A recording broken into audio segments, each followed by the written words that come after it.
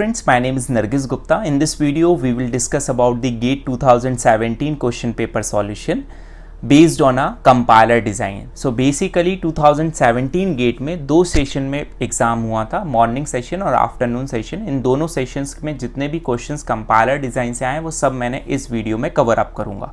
First question is match the following according to the input from the left column to the compiler phase in the right column that process it. देखिए 90% student ने इस question में गलती की थी. Mistake ये थी कि उसने देखा मैच दी फॉलोइंग और मैच करना स्टार्ट कर दिया. बट क्वेश्चन ये बोल रहा है कि एक फेज से जब इनपुट की बात करें तो इनपुट किसी फेज में कहाँ से आएगा. जैसे हम फॉर एग्जांपल बात करें सिंटेक्स एनालिसिस फेज की बात करें तो ऑब्वियसली सिंटेक्स एनालिसिस फेज में क्या होगा, टोकन्स आएंगे. कहाँ से आएंगे, लेक्सिकल एनालिसिस फेज से. तो वो ये क्वेश्चन में ये पूछ रहा है कि इनपुट कहाँ से मिल रहा है उस पर्टिकुलर फेज को. तो यहाँ पे पहला है सिंटेक्स ट्री. सिंटेक्स ट्री आपका जो आउटपुट जनरेट करेगी वो किसको एज एन इनपुट किस फेज को मिलेगा, सिमेंटिक एनालिसिस फेज को. तो पी का ऑप्शन क्या हो गया आपका, पी का हो गया थर्ड. सेम उसी तरह से कैरेक्टर स्ट्रीम. कैरेक्टर स्ट्रीम्स मतलब आपका सोर्स कोड. सोर्स कोड जो इनपुट होगा वो किसके लिए होगा, आपका लेक्सिकल एनालाइजर के लिए. इंटरमीडिएट रिप्रेजेंटेशन किसके लिए होगा, नेक्स्ट के लिए, कोड जनरेशन के लिए. टोकन स्ट्रीम की बात करें तो टोकन जनरेट करके हम किसको देंगे, सिंटेक्स एनालाइजर फेज को. तो यदि आप देखें तो पी का थर्ड, क्यू का फोर्थ, आर का वन, एस का टू. तो option number 3 is the correct option for this question. Now next question is which of the following statement about parser is are correct. हमें कुछ statement given है, 3 statement given है और about the parser कौन C correct है. तो basically यदि आप देखेंगे तो तीनों स्टेटमेंट में आपका बॉटम अप पार्सर्स हैं. ऑलरेडी हम वीडियोस में डिस्कस कर चुके हैं all the types of bottom up parser. यदि आपको बेसिक्स क्लियर नहीं है या how to construct the parse tree for LR parser, SLR parser और LLR1 पार्सर तो please watch my videos. First statement है canonical LR is more powerful than SLR. ठीक है, तो देखिए कैनोनिकल LR की मतलब LR1, इसको बोलते हैं LR1 या CLR, मोर पावरफुल देन SLR1. देखिए सबसे पहली चीज, जब आप बॉटम अप पार्सर्स की बात करते हैं तो बॉटम अप पार्सर में हमारे पास में आता है LR0 पार्सर. ठीक, देन उसके बाद में आपका इसमें ड्रॉबैक्स रह जाते हैं तो उस ड्रॉबैक को हम SLR1 से कवर अप करते हैं. ठीक, यहां पे बेसिकली क्या कर रहे थे आप, यहां पे बेसिकली जो भी आपके पास में जब आप पार्स ट्री कंस्ट्रक्ट कर रहे थे, ड्रॉ कर रहे थे, तो पार्स ट्री में उस जहां पे रिड्यूस हुआ था वहां पूरे के पूरे उस पर्टिकुलर आइटम सेट में रिड्यूस लिखते जा रहे थे. बट SLR1 में आपने क्या किया था, जहां जहां उसके फर्स्ट एंड फॉलो निकाले थे और उसकी जगह आपने फॉलो की जगह रिड्यूस लिखा था. देन इसमें भी अगेन रिडक्शंस और रिड्यूस की एंट्रीज पॉसिबल थी या शिफ्ट रिड्यूस की पॉसिबल थी. तो आप नेक्स्ट पार्सर पे गए जिसको आपने बोला LR1, जिसको बोला और इसको बोलते हैं आप CLR पार्सर. ठीक, CLR1 पार्सर इन सबसे मोर पावरफुल है. बट इसमें क्या हो रहा था, टेबल साइज बहुत ज्यादा लग रहा था, कॉस्ट ज्यादा लग रही थी, आइटम सेट बहुत ज्यादा बन रहे थे. तो आप LR1 पार्सर पे गए जिसमें सेम प्रोडक्शन जो भी था, सेम आइटम सेट जो भी थे, उनके लुक अहेड को इसने क्या कर दिया था, मर्ज कर दिया था. तो ये, बट इससे क्या हुआ, इससे ये हुआ कि ये लेस पावरफुल हुआ आपका LR1 से. तो LR0 is less powerful as compared to SLR1. SLR1 is less powerful as compared, less or equal powerful to LLR1 और सबसे मोर पावरफुल है आपका LR1 और CLR1. तो canonical LR is more powerful than SLR. This is the correct statement. Next one is SLR is more powerful than LLR. ठीक, सो SLR और LLR दोनों की पावर जो होती है वो इक्वल होती है. तो this is the wrong statement. Third one is SLR1 is more powerful than canonical L R. देखिए फिर से same question, canonical L are is more powerful then S L R one, ये सही हो गया। तो यदि ये सही हो गया तो S L R one is more powerful than canonical L R, ये आपका रॉन्ग हो गया। तो only option A is the correct option. Now next question is consider the following expression grammar. हमें एक्सप्रेशन ग्रामर गिवन है। This is a very popular grammar, E produces E minus T slash T, और which of the following grammar are not recursively but equivalent to जी।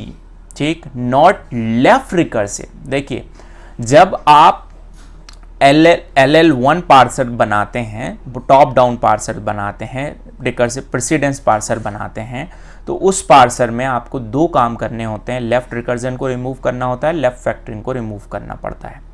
तो left recursion, इसने पूछा ये grammar आपकी, ये grammar है, ठीक है। यदि आप इस ग्रामर को देखोगे तो ये आपकी लेफ्ट रिकर्सिव ग्रामर है। लेफ्ट रिकर्जन का क्या मतलब है, ई यदि प्रोड्यूस कर रहा है ई को, तो ये आपका लेफ्ट रिकर्जन हो गया। तो E produces the E, it means वो वेरिएबल उसी वेरिएबल को प्रोड्यूस कर रहा है लेफ्ट एंड साइड में, लेफ्ट मोस्ट में, तो वो लेफ्ट रिकर्जन हो गया। इसको आपको रिमूव करना पड़ेगा। इसको रिमूव करने की रिक्वायरमेंट क्यों है, क्योंकि आपको स्ट्रिंग की रिक्वायरमेंट है, टर्मिनल की रिक्वायरमेंट है। यदि वो अपने आप को ही प्रोड्यूस करता रहेगा तो आपको टर्मिनल कोई भी स्ट्रिंग मिलेगी नहीं, तो आपको आउटपुट नहीं मिलेगा। इसलिए हम लेफ्ट रिकर्जन को रिमूव करते हैं। Which of the following grammar are not left recursive but equivalent to G. ठीक है, लेफ्ट रिकर्सिव नहीं है बट इक्वेलेंट टू जी है। यहां पे उसने ऑप्शंस आपको गिवन है। देखिए यदि पहली ग्रामर की यदि आप बात करें, ठीक, क्या बोल रहा है, which of the following grammar are not left recursive. ठीक है, लेफ्ट रिकर्सिव नहीं है, ठीक है, बट इक्वेलेंट टू जी है, इस ग्रामर के जी है। तो नॉट लेफ्ट रिकर्सिव हमें ग्रामर यहां पे देखना है। तो यदि इस ग्रामर को भी यदि आप सॉल्व कर लें, इसमें लेफ्ट रिकर्जन रिमूव कर दें, तो डायरेक्ट आपको ऑप्शन मिल जाएगा। तो ये लेफ्ट रिकर्जन रिमूव कैसे करते हैं मैं आपको बता देता हूं, ऑलरेडी मैं प्रीवियस वीडियोस में बता चुका हूं। ई प्रोड्यूसेस दी, जहां पे आपका रिकर्जन ना हो उस पर्टिकुलर ई प्रोड्यूसेस दी टी, ई also produces E minus T, तो ई प्रोड्यूसेस दी टी। ठीक है, और साथ में यहां पे आपके पास में आ गया ई डेज, एक एक्स्ट्रा हमने ई डेज वेरिएबल को ऐड ऑन कर दिया। उसके बाद में ई डेज प्रोड्यूसेस दी, जिस पर्टिकुलर पार्ट में जो आपका लेफ्ट रिकर्सिव था उसके जस्ट नेक्स्ट में जो भी आपके पास बचा वो, और साथ में ई डेज और साथ में एप्सिलॉन। ये डायरेक्ट फॉर्मूला है। तो ये आपका हो गया लेफ्ट रिकर्जन रिमूव। इसकी बात करें तो T produces the F T days, मैंने डिटेल में बताया अपने वीडियोस लेक्चर्स में। यदि आपको नहीं आता तो please watch my how to remove the left recursion left factoring. So plus F and T dash slash epsilon. यहाँ पे यदि आप देखें तो यहाँ पे कहीं पे भी आपका लेफ्ट रिकर्जन नहीं है, क्योंकि ये directly F produces the terminal. तो यदि आप देखेंगे तो ये डायरेक्ट आपके पास option B is the correct option. सीधा साधा ऑप्शन आपको डायरेक्टली यहाँ पे दिख रहा है। यहाँ पे लेफ्ट रिकर्जन रिमूव नहीं हुआ, यहाँ तो उन्होंने कर दिया। यहाँ पर सॉरी, यदि आप ऑप्शन बी को यदि आप देखेंगे तो ऑप्शन बी में लेफ्ट रिकर्जन आपका रिमूव नहीं किया। सो this is the wrong option, क्योंकि यहां तक तो लेफ्ट रिकर्जन रिमूव कर दिया बट यहां पे उसने लेफ्ट रिकर्जन रिमूव नहीं किया। This is a wrong statement. यहां देखें तो ये लेफ्ट रिकर्सिव ग्रामर है, ई प्रोड्यूसेस ई कर रही है, तो यहां पे तो बात ही नहीं आती। ठीक है, यहां पे यदि आप देखें तो यहां पर ऑप्शन थर्ड को हम चेक करें तो यदि ऑप्शन थर्ड को आप देखेंगे तो ई प्रोड्यूसेस दी टी एक्स। ठीक है, हमने क्या किया था, ई प्रोड्यूसेस दी यहां पे टी और ई डेस लिया था, तो इसने x वेरिएबल ले लिया, कोई प्रॉब्लम की बात नहीं है। x प्रोड्यूसेस दी माइनस टी एक्स, एप्सिलॉन सही है। यहाँ पे एक अनदर y वेरिएबल ले लिया, यहाँ पर यदि आप चेक करेंगे तो एप्सिलॉन आ गया, ये एज इट इज। तो option number C is correct, but बाकी सब यदि आप देखेंगे तो बाकी सब आपके रॉन्ग है। तो ये grammar option C grammar equivalent है उस ग्रामर की जिसमें आपका नॉट रिकर्सिव ग्रामर है। Now next question is consider the following intermediate program in 3 address code. देखिए ऑलरेडी मैं 6-7 वीडियोस 3 एड्रेस कोड पे बना चुका हूँ। यदि आपको 3 एड्रेस कोड से रिलेटेड बिल्कुल भी प्रॉब्लम है तो प्लीज़ वॉच माय वीडियोस। वहाँ पे मैंने आपको एक एक चीज़ बताई है कि वेरिएबल्स कैसे लेते हैं, 3 एड्रेस कोड की कितनी टेक्निक्स हैं, कैसे हम सॉल्व करते हैं।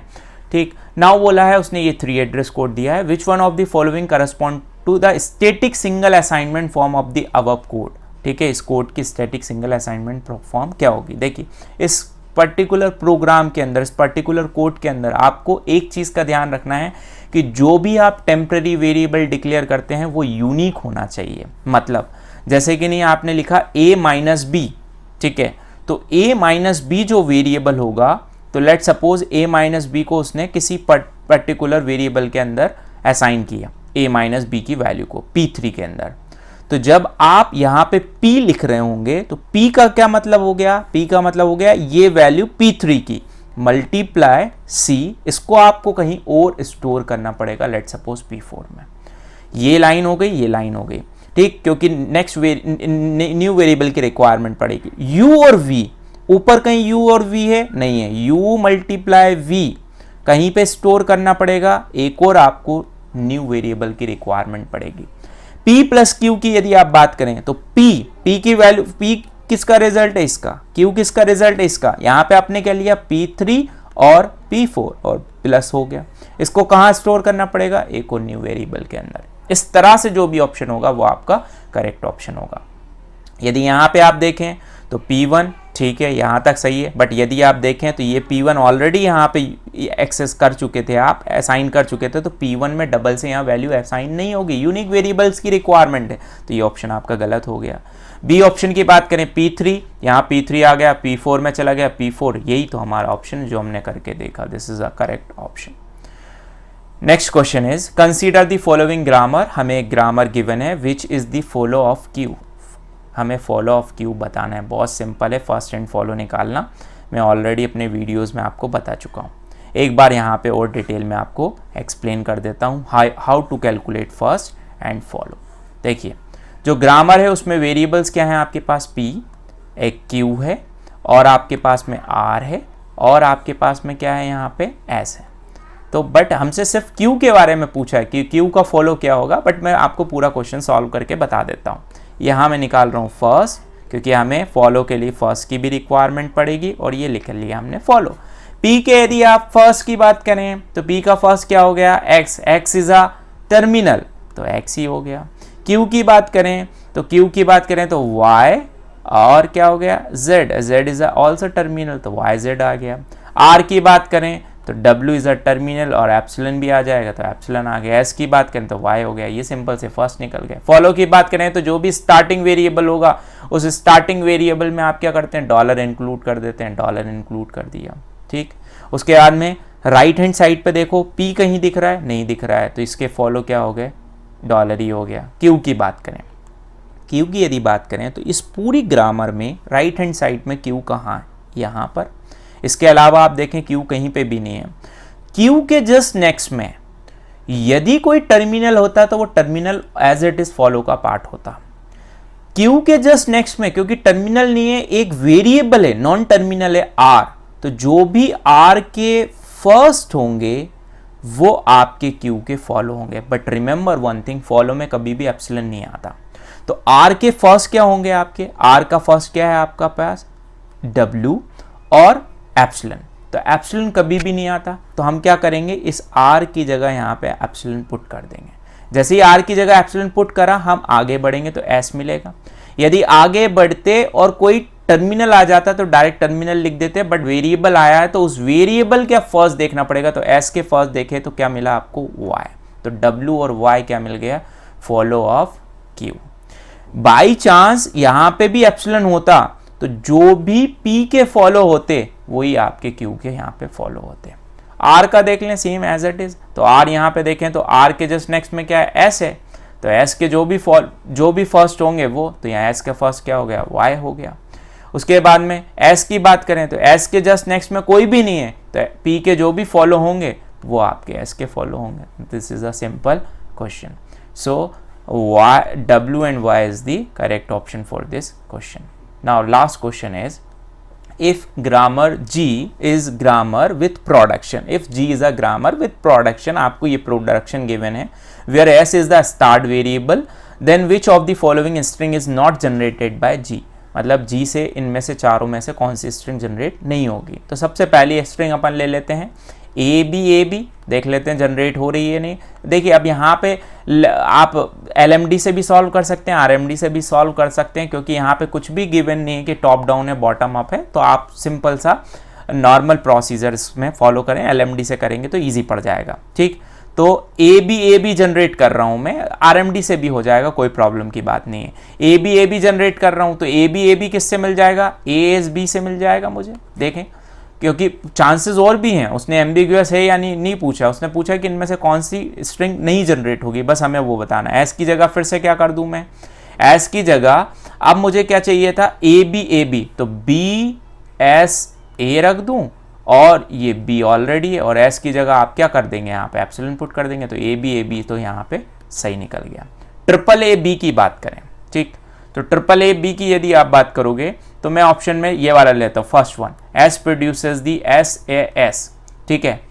अगेन इससे, इस वाले S से क्या प्रोड्यूस कर सकता हूँ, ये प्रोड्यूस कर सकता हूँ, क्योंकि ट्रिपल ए और बी की रिक्वायरमेंट है मुझे। ठीक, तो ट्रिपल ए बी की रिक्वायरमेंट है, तो इस S की जगह तो एप्सिलॉन रख दूंगा, तो एक A यहां से मिल गया। इस S की जगह भी एप्सिलॉन रख दूंगा, तो एक A मुझे यहां से मिल गया।